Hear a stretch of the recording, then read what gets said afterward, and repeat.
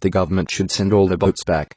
We do not need all you illegal immigrants jumping the queue and come here to take all our jobs. Arriving by boat for purposes of seeking asylum is not in fact breaching any laws.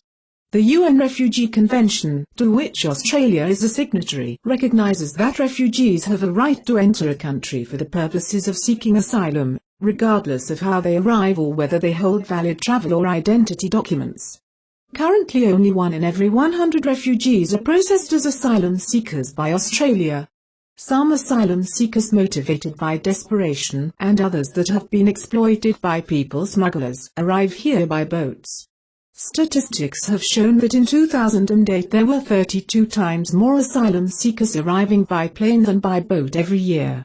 Should the government turn back the planes as well? But this is my country and I should decide who can live here and who cannot. You appear to be of European background. This suggests that your ancestors also came here by boat. Either as immigrant to find work or more likely as a criminal.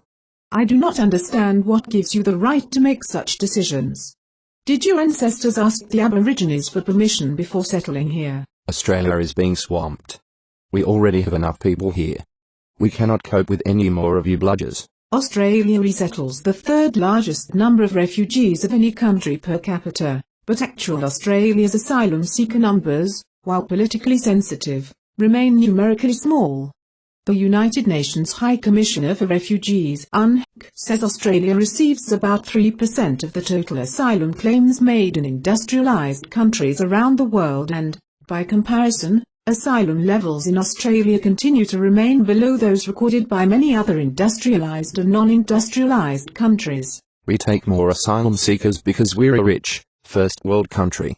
You all just want to come here to take advantage of us. According to Secretary General of the United Nations, Ban Ki-moon, the reverse is true. The burden of helping the world's forcibly displaced people is starkly uneven, he said. Poor countries host vastly more displaced people than wealthier ones.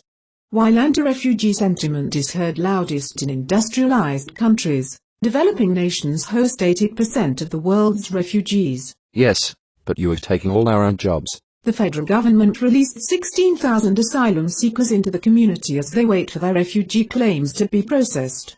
They receive about $220 a week from Centrelink, most of which goes towards rent and food, but they are on bridging visas which stipulate that they're not allowed to get jobs.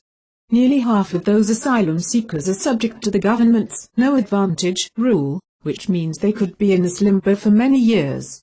Most asylum seekers want to work and will take jobs other Australians don't want to do, report refugee agencies, but their visa conditions make work illegal.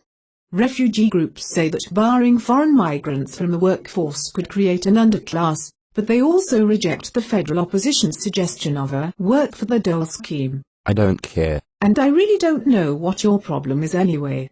I won't be taking any of your jobs. I am a fucking panda bear, you retard.